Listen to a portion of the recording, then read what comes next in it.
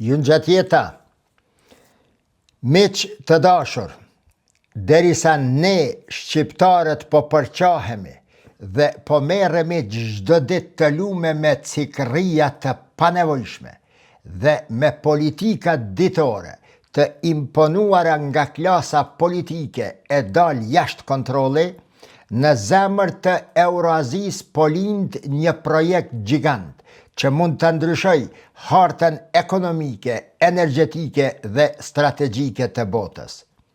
Nga Stambolli e deri në kufit me Kinën, turqit po i ofrohen njëri tjetrit më shumë se kur më parë në histori.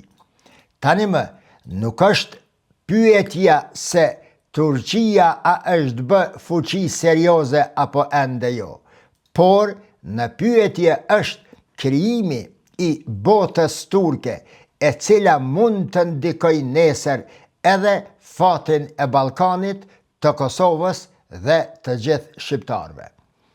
Për dekada të tëra, shumë njerëz kanë menduar se ëndra e bashkimit turk kishte vdekur bashk me perandorin osmane.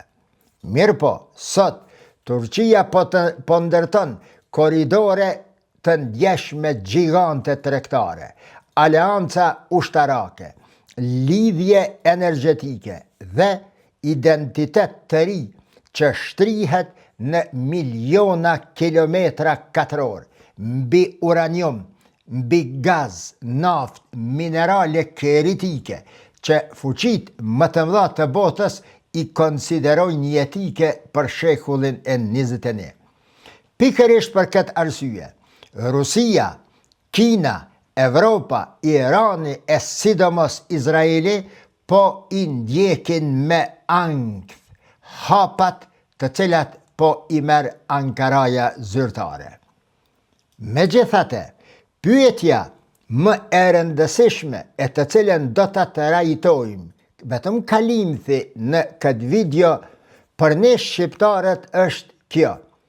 Nëse po lind një bosht i ri turk euro-aziatik, a do të mbetemi ne vetëm spektator të historisë, apo do të dim të kuptojmë se ku e ka po shkon bota dhe si mund të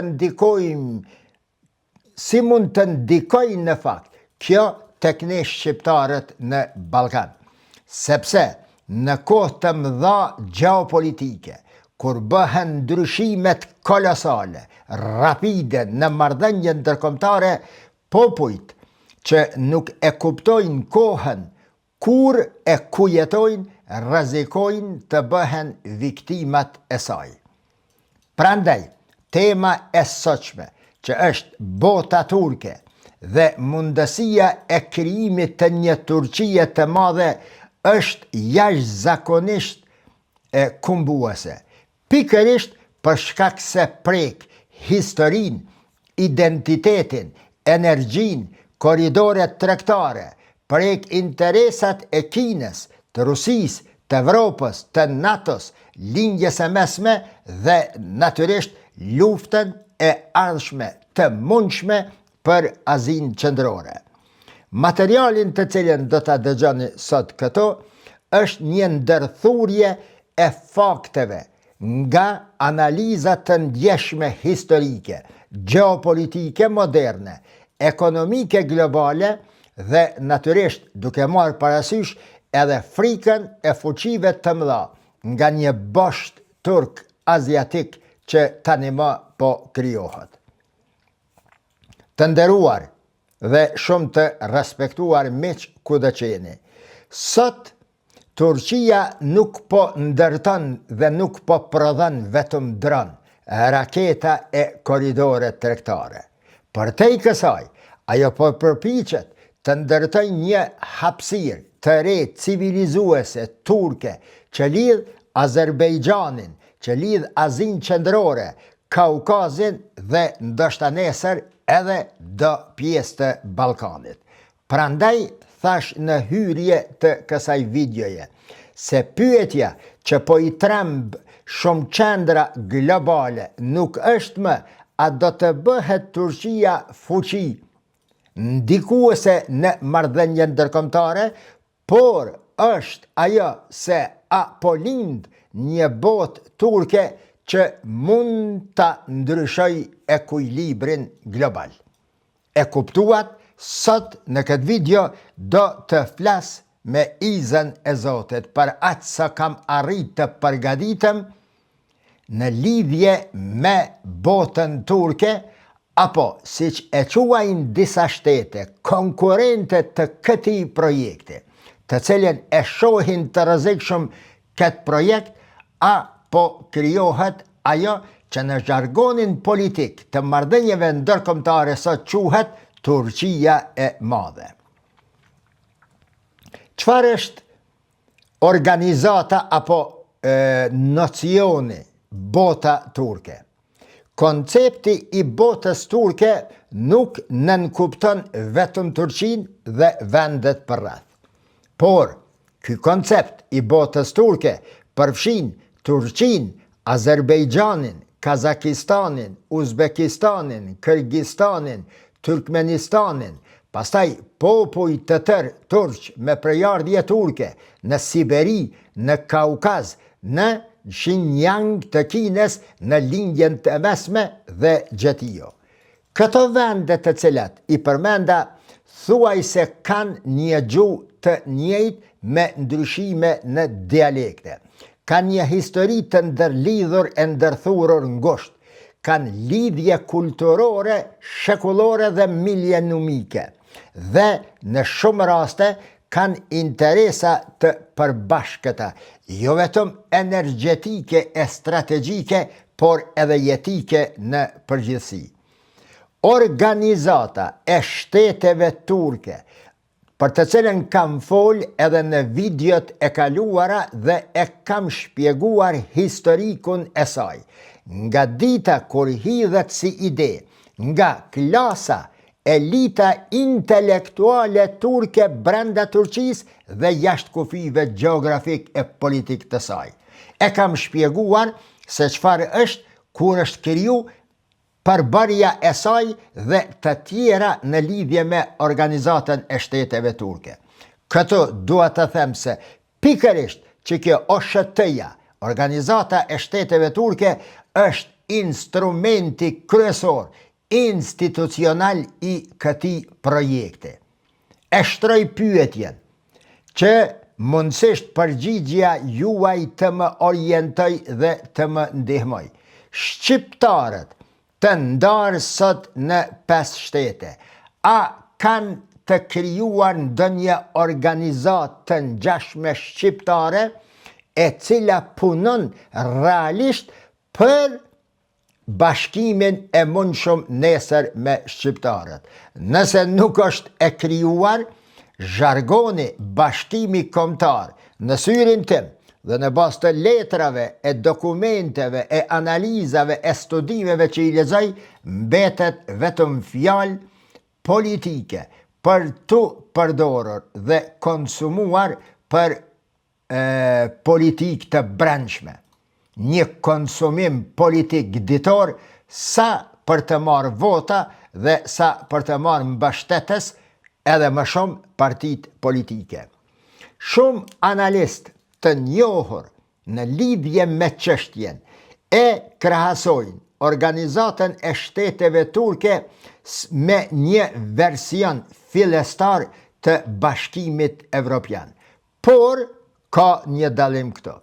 Derisa BE-ja është ndërtuar pas luftave evropiane, bota turke po ndërtohet mes rivalitetit ruso-kinez, lindje perëndim dhe luftës për energji e korridore globale, që i bjen se nëse BE-ja është kriju pas luftave të përgjakshme dhe kanë arrit të konsolidohen dhe të krijojnë një trup jetike për këto vende të Evropës, atëherë në rrethonat të cilat i përmenda, krijimi i kësaj bote turke me një kufi mund të jetë më i lehtë me gjithë sfidat e mëdha pengesat, rreziqet dhe kërcënimet të cilat po I vijnë Turqisë dhe kësaj ideje nga të gjitha anët.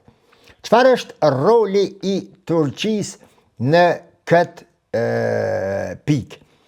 Ankaraja nuk e sheh më veten si vetëm shtet I NATO-s, apo vetëm si një lindje perëndim. Por e ka të I kaluar ma këtë staz, nuk kënaqet vetëm me kaq.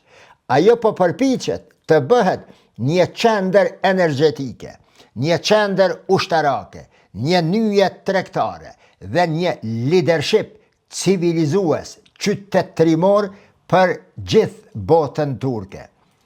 Brenda këtij projekti të botës turke është një gjë që përmendet si kurpeji që I lidh rruzat në të, që I mbledh atje dhe nyjet që mnohen në fund për të mos u shkëputur. Është ajo që e kam shpjeguar edhe më parë, po e përmendi këto koridori I mesëm, apo middle corridor. Ky projekt, që është kryesori, që do ta lidhë dhe do ta mban të lidhur këtë botë turke, synon lidhjen e Kinës atje, me Azinë qendrore, me detin Kaspik, me Azerbejxhanin këndej, me Turqinë dhe nga Turqia natyrisht edhe Evropën. Që ky korridor, përse është I rëndësishëm dhe përse disa vende perëndimore e shohin me sy të butë. Bile Shtetet e Bashkuara të Amerikës shumë herë kanë paraqitur pëlqimin dhe mbështetjen e tyre për këtë projekt, sepse kjo rrugë e shmang Rusin, e zvoglon varësin nga rrugët detare dhe e bën Turqin nyje kyçe të tregtisë euro-aziatike. Turqi kjo e cila ditë e më shumë po bëhet atraktive dhe në Evropa e nevojshme për te në rrafshet e sigurisë. Që kjo rrugë pra middle corridor është shumë më e shkurt, shumë më e shpejt dhe shumë më pak e varur nga Rusia dhe kjo pika e tretë është më kryesorja. Në për video herë, kur kam folë për transportet transatlantike, pastaj transkontinentale, e kam përmend vazhdimisht se përpjekja e botës perëndimore në rrafshin e transporteve ka qenë e fokusuar se si ta gjej një metodë, një rrugë që t'i ikët sa më shumë territorit të Federatës Ruse. Duke njohur historikisht Rusin dikura si cariste, pastaj si Bashkimi Sovjetik, e tani edhe si Rusia e Putinit, perëndimi e di se kjo federat, apo ky ari I madh polar mund të jetë jo vetëm pengesë, por edhe kërcënim I vazhdueshëm për interesat evropiane perëndimore në përgjithësi. Andaj gjetja e një strategjie tjetër, e një rrugë tjetër që do ta lidhte Kinën, Azijen me Evropën është tejet e rëndësishme. Këtë gjë Erdogan, sidomos Erdogan, administrata e Ankaras e ka lexuar me kohë, e ka trajtuar mirë dhe seriozisht dhe I ka hyr projektit për të përfituar vetë si kom turk dhe për t'i thënë Evropës se ja ku e keni këtë rrugë mbi tavolinë. Por, pyetja që duhet shtruar këto,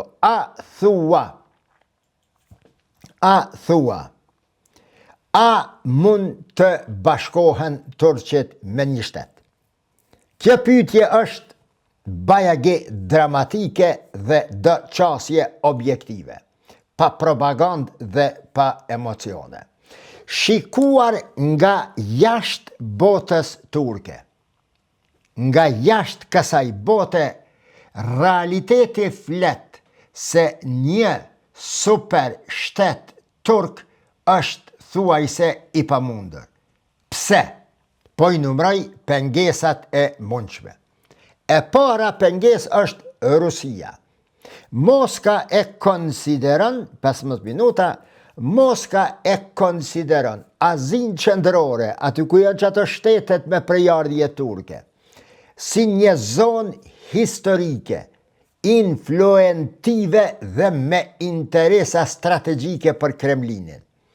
Prandaj, çdo bashkim real turk do ta dobësonte Rusinë, do t'ja humbiste kontrollin energjetik mbi burimet kryesore të botës së energjisë që janë në Azinë qendrore.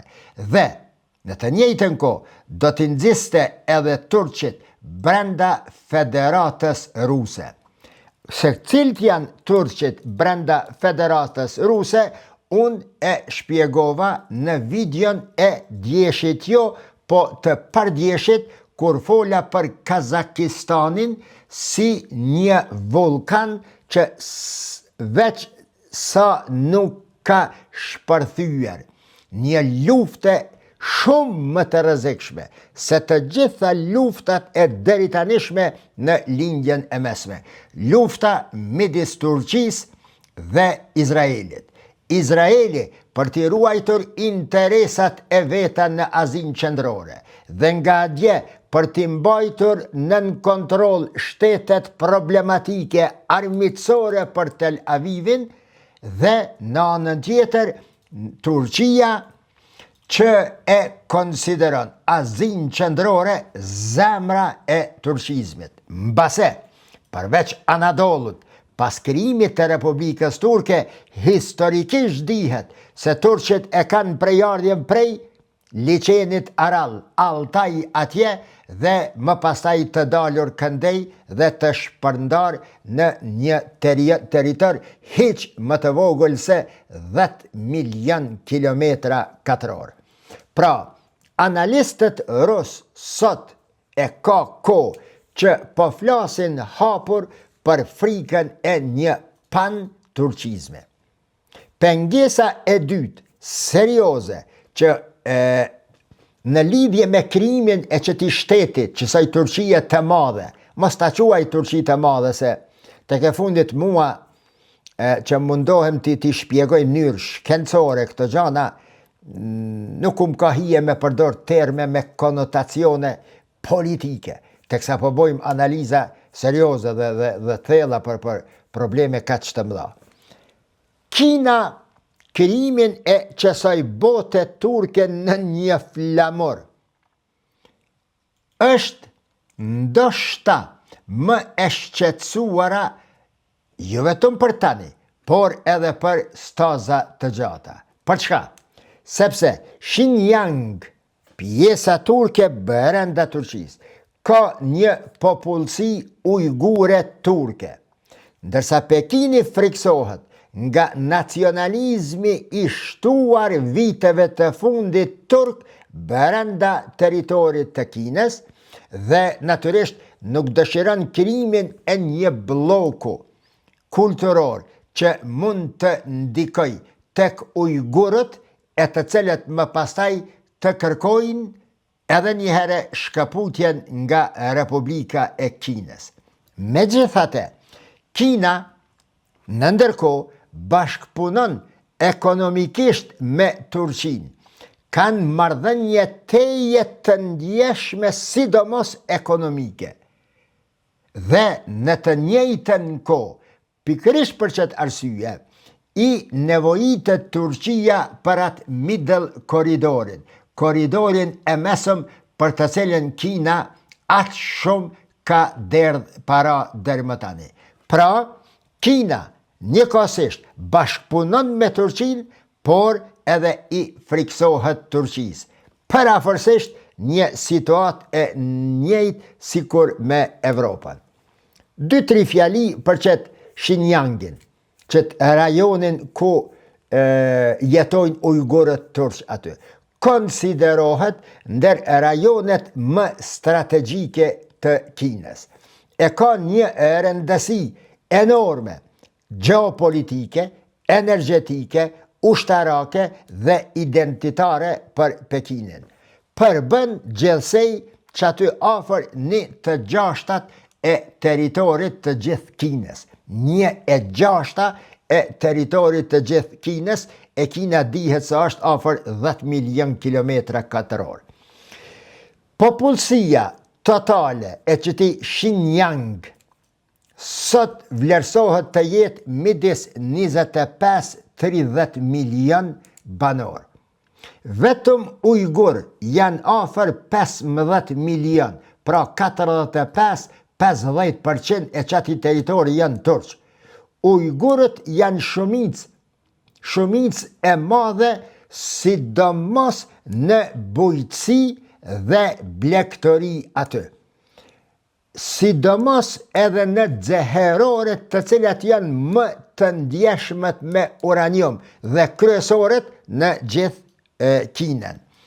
Për gjatë dekadave të fundit, Pekini kanë nxit migrimin masiv të kinezëve Han, që i quajnë ata ujgurët, kanë ndërtuar qytete të reja me infrastrukturë që është në disproporcion me jetën e deritanishme dhe me aspiratat e ujgurve, ka zhvilluar industri asisoj që të ndahen antarët e familjes dhe të largohen në mira kilometra larg njëri tjetrit dhe natyrisht ka forcuar kontrollin shtetnor, policor e ushtarak deri në përmasa fashizoide. Pse është kaq i rëndësishëm ky rajon? Sepse ka rezervat më të mëdha energjetike në gjithë Kinën. Kufizohet me shumë shtete, është port drejt Azisë qendrore dhe është nyja kyçe e projektit kinez iniciativa Belt and Road, si quhet në gjuhën angleze. Resurset e Xinjiangut janë nafta, gazi natyror, qymyri, numër 1 në Kinë, uraniumi, numër 1 në Kinë, litiumi, numër 2 në Kinë dhe mineralet e rralla me të cilat Kina e ka hedhë në dëgjoj edhe Shtetet e Bashkuara të Amerikës. Dhe e ka detyrue Trumpin të shkojnë në Kinë, për shkak të qëtyne mineraleve të rralla, që po i thët Rizali Lahmës Minal, se bankreton industria ushtarake dhe elektronike e jemja, e ka detyrue Trumpin që të shkon dhe ta quaj kështu figurativisht, ta mëson rregullin diplomatik se si duhet të sillet kur takohet me një president tjetër dhe si duhet ti respektoj rregullat diplomatike protokolare për gjatë vizitave të liderëve politik dhe ju e keni pa se si silej Trump atje, si kur të ishte Zelenski në shtëpin e bardh dhe se si sillet Donald Trump në shtëpin e bardh e kur i pret liderët e ndryshëm të botës, mbase edhe liderët e vendeve evropiane, e dini si i ka pasul rreth asaj tavolinës që e patabohat statusin sarkazmik Hoxha me talebët e veta për rreth tavolinës. A ka pas në i herë pavarësi qajo pjesa ujgure? Ka pas. Është quajtur Turkistani lindor. Bile edhe brenda shekullit 20, edhe përgjatë shekullit 20, kanë qenë shtet i pavarur. Dhe natyrisht e ka pushtu dhe e ka aneksue kjo Kina. Xinjiang, që ta dini, përshkat Kina është ka qëndjeshme për këtë projekt të botës turke, është pika ku përplasen Kina, identiteti turk, islami, energjia dhe rrugët e ardhshme të Eurazisë. Ndoshta frika më e madhe e Pekinit nuk është vetëm separatizmi ujgur, por mundësia që një dit ideja e botës turke të zgjerohet edhe drejt ka zemra e Kinës. Pengesa e tretë e projektit bota turke është Irani. Irani përse? Sepse ka miliona azer brenda nga frika prej separatizmit dhe natyrisht rivaliteti historik me Turqinë. Një botë turke shumë e fortë do ta izolonte Iranin nga bota e Kavkazit nalt dhe natyrisht do ta zvoglonte shumë dhe ndjeshëm ndikimin rajonal të Iranit.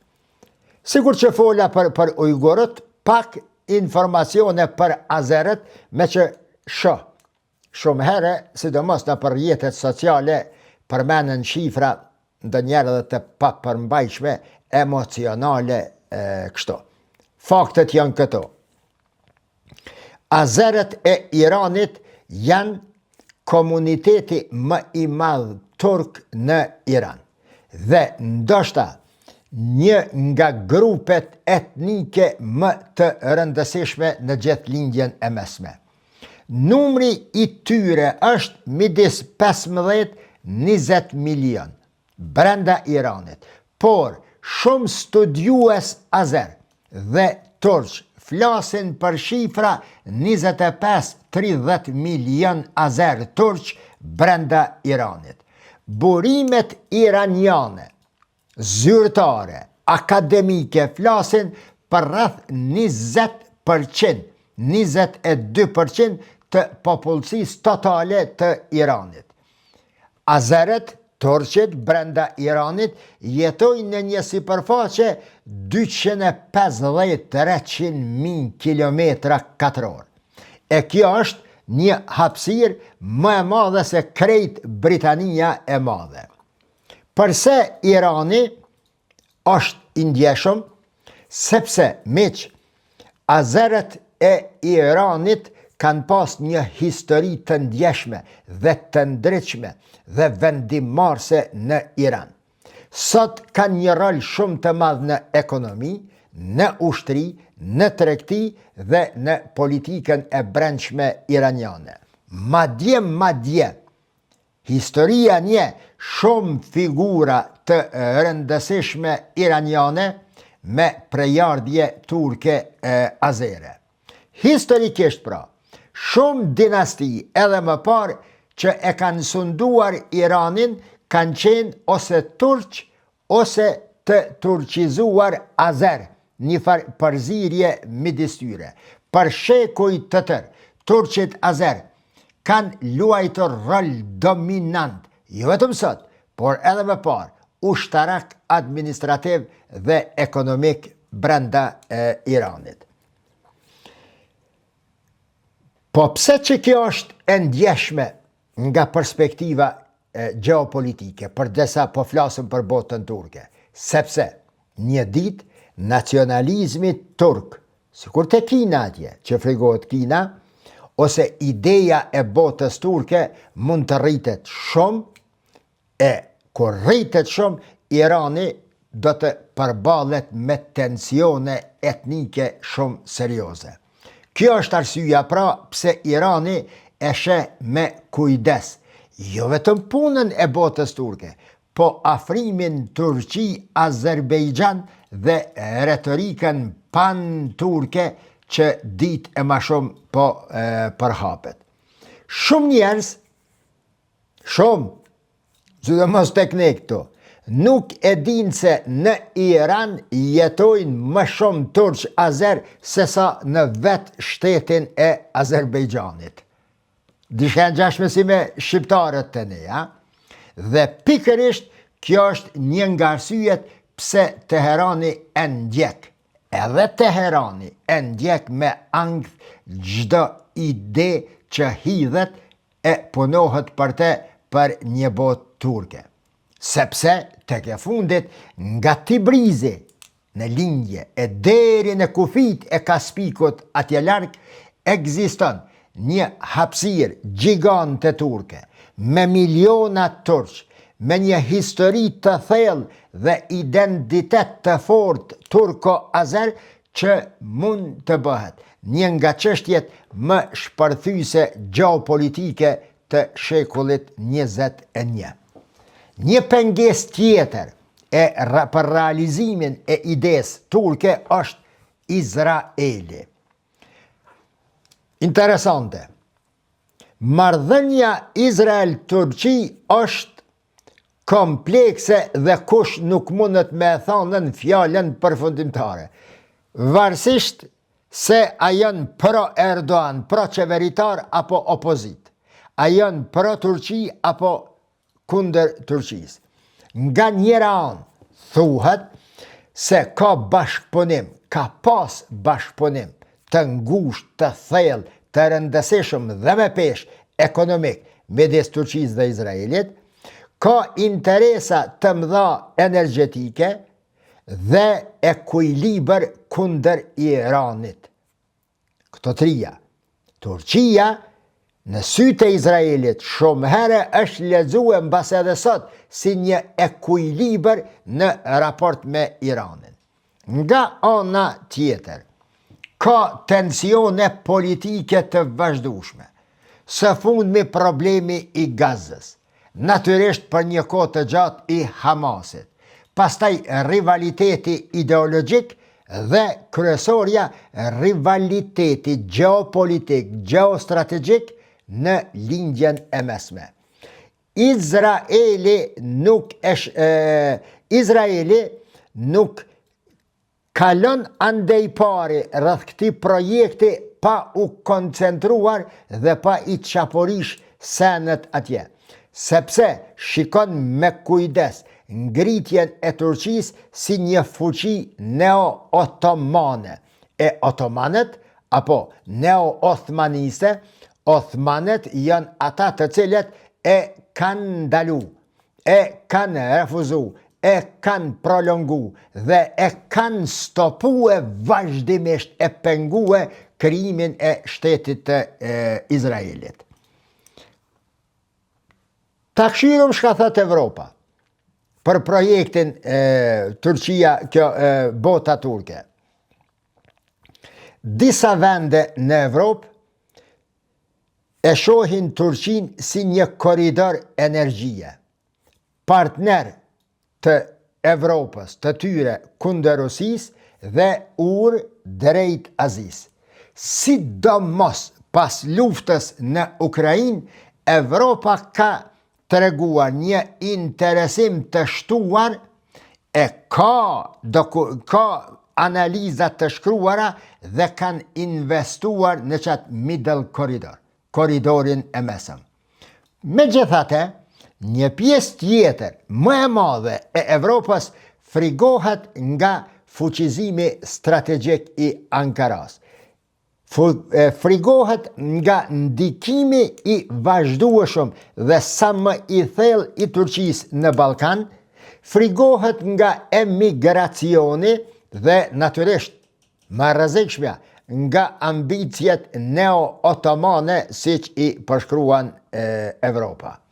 Në fakt, miq, a është vërtet neo-otomanizëm ose pan-turqizëm, a mund të quhet kështu? A qëndron kjo?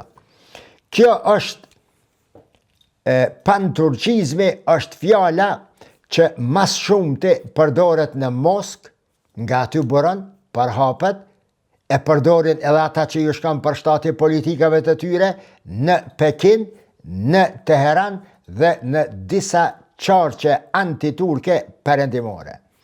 Pan-turqizëm nënkupton bashkimin kulturor ose politik të popujve turq në një flamur, si federat apo konfederat e rrethuar me kufi politik.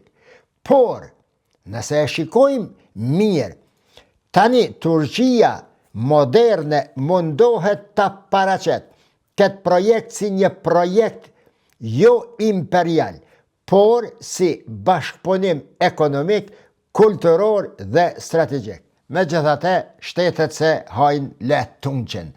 Shumë shtete nuk i besojnë heq, ama bash heq kësaj narrative zyrtare të Ankaras. Cilat janë sfidat e brendshme tash, këto kënë të jashtme, që mund të pengojnë realizimin e këtij problemi, e këtij projekti. Një, janë problemet ekonomike të disa vendeve me ekonomi të dobta, të Azisë Qendrore. Dy, edhe shumë i fort, është korrupsioni si problem i madh.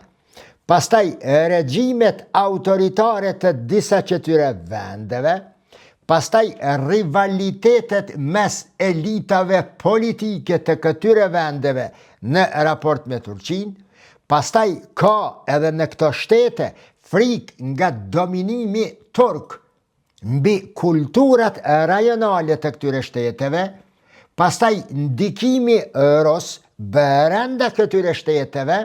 Në Kazakistan, për shembull, ke një numër të madh të komunitetit rus, pastaj nga brenda ndjehet, nga brenda këtyre shteteve, është presioni kinez, Turkmenistani, Kazakistani dhe të tjera janë të varura kryesisht nga ekonomia dhe tregtia me Kinën.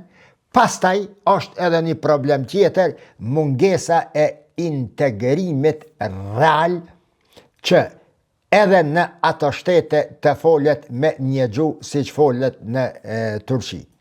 Pra, emocioni kulturor ekziston tek të gjitha këto, siç ekziston edhe si ide praktik në Turqi, por integrimi politik real është shumë më i vështirë për të realizuar. Mendimi jam personal, më realja në këtë çështje në lidhje me supershtetin turk është një blok ekonomik po krijohet, një korridor energjetik, një koordinim ushtarak, një identitet kulturor i përbashkët dhe një ndikim gjeopolitik në Eurazi. Pra, diçka mes NATO-s, Bashkimit Evropian dhe një Commonwealth turk të quaj. Ndoshta miq, në të ardhmen nuk do të shohim një flamur të vetëm turk mbi Euroazin, me një territor kaq të madh. Por, ajo që është mëse e vërtet, bota po hyn në një epokë ku popujt turq, popujt me prejardhje turke, po lidhen më shumë se kur më parë në histori. Andaj pyetja ma nuk është nëse Turqia po bëhet fuqi sfiduese e botës, siç e kam thënë në fillim të videos, por nëse shekulli 21 mund të jetë shekulli i Turqisë apo shekulli i rikthimit turk. Erdogan shpesh e ka përmend shekulli i Turqisë, shekulli i Turqisë, shekulli 21. Por askush nuk e di, posaj dhe njerëzit më të afërt të tij, se cila është sekuenca, sentenca, pika më nevralgjike dhe më kryesore të cilën ai e ka në kokë dhe për të cilën është duke punuar për të bërë shekullin e 21, shekullin e Turqisë. Dhe natyrisht, frika më e madhe e fuqive globale nuk është vetë Turqia si Turqi, por ideja që nga Anadoli deri në kufit e Kinës të lind një vetëdije e re gjeopolitike që do t'i ndryshon në themel baraspeshat gjeopolitike dhe gjeostrategjike të botës së deritanishme. Frika nga dominimi turk, nga reagimi rus e kinez, apo nga destabilizimi i brendshëm i ka bërë këto shtete përveç Turqisë shumë herë të japin shenja se ende nuk e kanë guximin e tyre për të ndërmarrë hapin përfundimtar. Deri më tani janë bërë disa arritje epokale që kanë qenë as andër se kanë pa turqit, se do të mrin puna deri këto. Unifikimi i abetarës, unifikimi i gjuhës, hapja e universiteteve turke në për këto shtete, arsimimi, edukimi i studentëve të këtyre vendeve me 10 mijë në Turqi. Pastaj, krijimi ndërtimi i hekurudhave, i rrugëve, pastaj i kanaleve të energjisë, i gypave, tubacioneve, e gjithë infrastruktura e nevojshme për të bërë një shtet me një kufi, brenda një kufiri geografik, janë kryer. Kanë mbet edhe disa çështje të tjera. Ushtria e unifikuar nuk është, monedha nuk është e unifikuar, strategjia e brendshme nuk është e unifikuar, diplomacia e këtyre vendeve ende nuk është e unifikuar, pra nuk është arrit deri në atë staz, deri në atë nivel sa të jenë prezente dhe aktuale edhe elementet kryesore që një shtet e bëjnë të quhet shtet. Kazakistani, miq, do të kisha pas dëshirë me i lexue qasjet e secilit shtet këto, se çfarë qasje ka Uzbekistani, Kazakistani, Turkmenistani, Azerbejgjani, veç për të Kazakistani me që fola në 2 video më parë, Kazakistani është shteti më i rëndësishëm i Azisë Qendrore. Ka territorin më të madh, është vendi më i pasur në botë me burime energjetike, pozicioni tejet strategjik, lidhja me Kinën dhe Rusin janë tejet të rëndësishme për Kazakistanin dhe vendet këto, dhe pikërisht për këtë arsye Astana zyrtare shumë herë, disa herë është treguar jo mjaftueshëm pragmatike. Për çka? Sepse nëse e shikon nga ajo perspektiva e vullnetit dhe e punës që është të shtyje projektin përpara, shihet se Kazakistani dëshiron diversifikim nga Rusia, mu da nga ndikimi rus aty, kërkon dalje drejt Evropës, e natyrisht kjo e realizohet nëpërmes Turqisë, e mbështet fuqishëm qëtë koridorin e mesëm dhe ka afërsi shumë të ndjeshme kulturore, etnike, historike me Turqinë. Po pse ka rezerva tash? Ana e tjetër, Kazakistani ka një kufi shumë të gjatë me Rusin. Brenda, si thash pak përpara, një minoritet të madh rus brenda Kazakistanit. Ekonomia e saj është e lidhur ngushtë me Rusin dhe siguria e saj në fakt. Pastaj, pas Ukrainës, Astana ka fillu mu friksu se mosval Rusia mund të përdor të njëjtën logjik edhe ndaj Kazakistanit, pastaj nuk dëshiron të provokoj Kremlinin, pastaj e ka problemin me Kinën, që është nyja kyçe e projektit kinez Belt and Road, shëriti dhe kjo rruga, dhe ajo çka është më kryesorja. Nuk e di a keni ditur, Kazakistani është vendi më i pasur në botë, numër 1 në botë me uranium dhe litium. Kazakistani është vendi që vendin e parë në botë me uranium.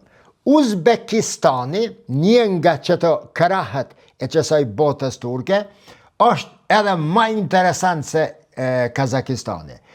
E ka popullsien më të madhe prej atyre shteteve, megjithëse që Kazakistani me rajon është më i madh, 38 milion deri në 40 milion është Uzbekistani, e ka një histori të madhe të thellë civilizuese në botën islame dhe parasaj, dhe natyrisht është i një rëndësie strategjike enorme.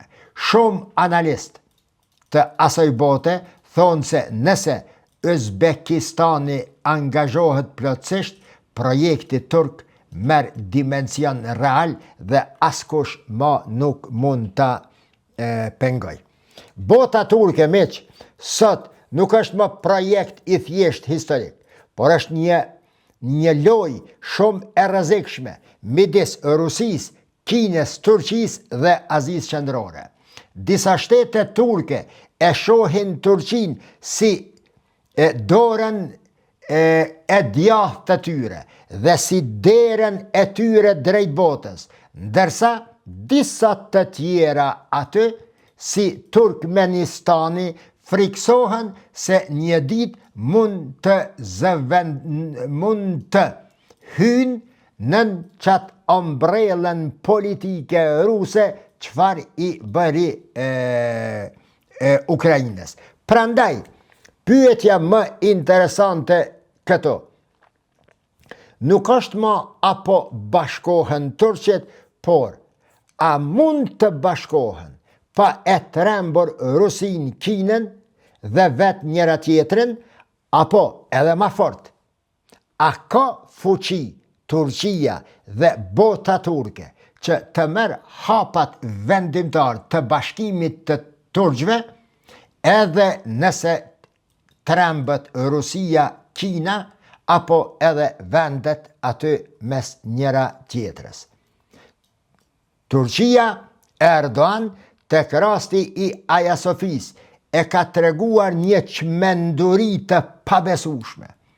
Edhe bota ortodokse, edhe bota katolike, edhe bota protestante, perëndimi dhe lindja në përgjithësi, i kanë bërë Turqisë, Erdoganit presione enorme, derisa edhe me kërcënimet të përdorimit të armëve bërthamore, nëse guxon që Hagia Sofin ta rishndroj sërish në xhami.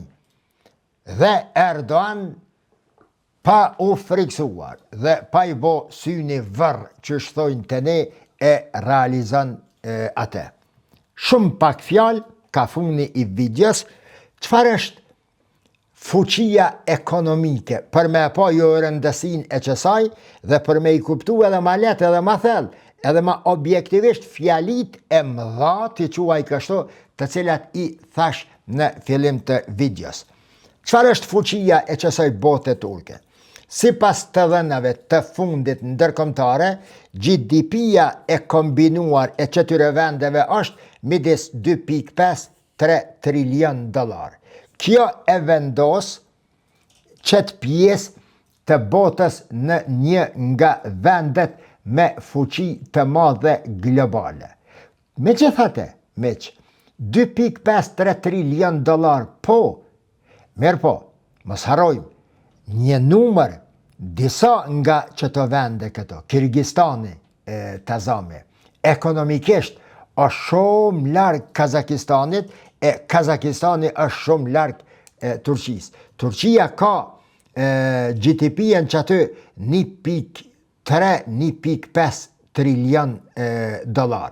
Dhe që kjo lloj-llojshmëri e kapaciteteve ekonomike të këtyre vendeve nuk e le me shkue mbi 2.5-3 trilion dollar.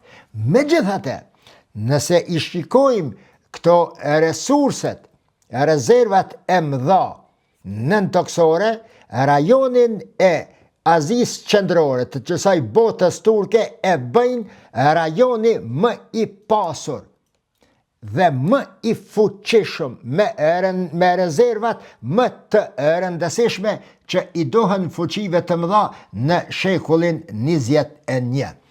Vetëm Turqia, miq, nuk e dija e keni ditën, është rezervari më i madh në botë me borë.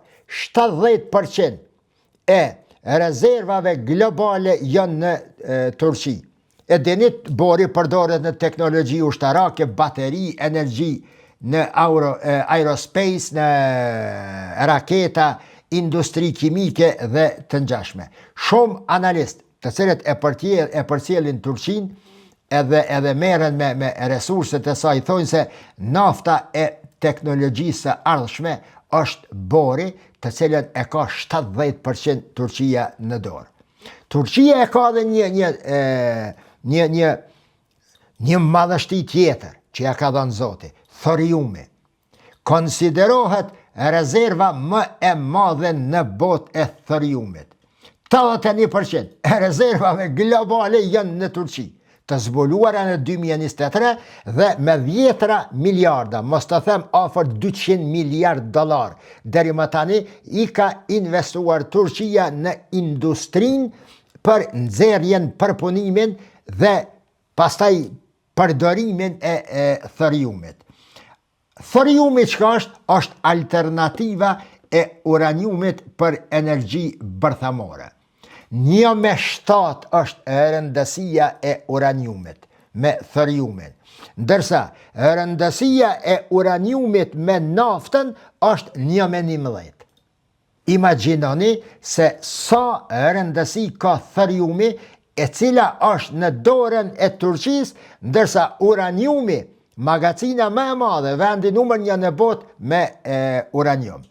Përveç kësaj, miq, Kazakistani është superfuqia minerale, jo vetëm e botës turke, por e gjithë botës. Është, përveç që ka uranium, është prodhues në fakt, pastrues, apo si me e quajtën këtë teknologjien, si po quhet ka njerë për përdorje edhe une, pastrimi i uraniumit. Pastaj me naft dhe me gaz, Kazakistani ka miliarda fuqi, nafte dhe rezerva të mëdha të gazit që arrin në 10 miliarda fuqi. Pastaj, Kazakistani është i njohur edhe me krom, me mangan, me bakër, me zink, jo veç janë kanë, por janë ndër fuqit botnore në këto të cilat po i përmendje. Me zink, pastaj me litium, pastaj me kobalt, dhe këto janë jetike për tani, për botën e tanishme, në prodhimin e baterive, në prodhimin e inteligjencës, për inteligjencë artificiale, industrinë ushtarake, makinat elektrike dhe të tjera. Turkmenistani tash është gjiganti botnor me rezerva të gazit natyror. Harrojeni Katarin që është sot fuqia numër 1 në botë, harrojeni Rusin që është fuqia e dytë, harrojeni Iranin. Turkmenistani është gjiganti numër 1 me rezerva të gazit. E lami këto, Azerbejgjani është më i vogël në territor e me popullat se këto, por strategjikisht është jashtëzakonisht i rëndësishëm. Resurset kryesore të Azerbejgjanit është nafta për rreth detit Kaspik, gazi natyror, pastaj konsiderohet urë energjetike, nyje transporti dhe lidhja kryesore midis Azisë Qendrore dhe Turqisë dhe Evropës këndej. Özbekistani, nëse nuk e keni ditë, prapë po them, është prodhuesi më i madh në botë i arit. Prodhuesi, vendi me pasuri nëntoksore, me xehen e arit numër 1 në botë. Teri para doko është konsiderua Afrika Jugore, Venezuela dhe të ngjashme. Özbekistani. Dhe këto e gjeni përgjigjen se pse Izraeli është kaq i interesuar për këto vende të botës, pse pengon kaq shumë dhe pse Erdogan, pa marrë parasysh rreziqet, harxhimet dhe sfidat me të cilat po ballafaqohet Turqia në lidhje me këtë projekt, Erdogan dhe Turqia nuk ndalen për ta çuar deri në fund projektin. Çfarë është arrit deri më tani në lidhje me këtë problem? Janë arrit ndërtimi i hekurudhave, i porteve, i koridoreve doganore, i lidhjeve logjistike, i terminaleve të energjisë dhe çka është nervi kryesor është arrit përfundimi i punëve në koridorin e Zengazurit, për të cilën kemi folur ma shumë se njëherë dhe këto nuk duhet të ju marrë kohë. Po çka nuk është arrit, kështu t'i njihet tekstualisht, nuk është arrit, edhe njëre po e përsëriti, ushtria e përbashkët, trego i përbashkët sikur beja që e ka, valuta e përbashkët nuk është arrit, politika e jashtme unike, kufit e hapur të cilat i ka si Evropa me sistemin Schengen dhe të ngjashme. Rusia vazhdimisht, meq, në përfundim të videos, ushtron presion mbi këtë projekt, Kina e vëzhgon me kujdes, elitat lokale nuk e dua, elitat lokale pro-ruse dhe pro-perëndimore nuk e duan këtë projekt për shkak se i frigohen dominimit turk dhe ekonomit janë të nduarshme mes këtyre vendeve. Dhe për fund të fundit, para se ta them, ju lus që ta bëni subscribe kanalin tim në YouTube. Dhe ju lus, kërkoj nga ju që sidomos këtë video ta shpërndani për ta pa bota shqiptare se ku ka rrit, për ta krahasuar vetveten bota shqiptare në raport me atë bashkimin shqiptar që kaq shumë flitet për te, e kaq shumë provohet, dhe për ta pa se ku është bashkimi botës turke, shqiqa sa ka bo, e sa ka hargju, e çfarë është u bo, dhe deri ku, veç deri ku ka mujt me mrije, sa projekte janë pa u bo ende, dhe çka është me kryesorja, një informacion të kenë shqiptarët, meq tuaj, vllezërit tuaj, familjet tuaja, për njërin prej projekteve më ambicioze dhe më gjigante, geopolitike dhe geostrategjike të shekullit 21. Andaj edhe një do them, shpërndajeni këtë video, po pa të dëshirë, prejeni këtë video, bëjeni copza në YouTube dhe në kanalet tuaja, në Facebook, në muret tuaja në Facebook dhe gjithandej. Sepse e shoh një projekt që të regon, e shoh një video që të regon për diçka atje dhe që mund të mirët mësim edhe nga ne shqiptarve. Dhe si konkluzion, si përfundim të kësaj, bota turke nuk është më vetëm poezi historike apo nostalgji osmane e dikushme. Ajo tash ka koridoret e veta, e ka gasjelsin e vet, i ka tubacionet e veta të përbashkëta, ka organizata të përbashkëta me një qendër Ankaran, kanë hekurudha të përbashkëta, industri ushtarake që bashkëveprojnë, ndihma të njëri tjetrit, siç ishte ndihma e Turqisë për rrimarrjen e Nagorno-Karabahut për Azerbejxhanin. Azerbejxhani, i cili është një ndër promotorët kryesor në kohën e Alijevit, së bashku me Erdoganin për bashkimin e tokave turke. Dhe natyrisht një vetdije e re geostrategjike që po mugullon atje.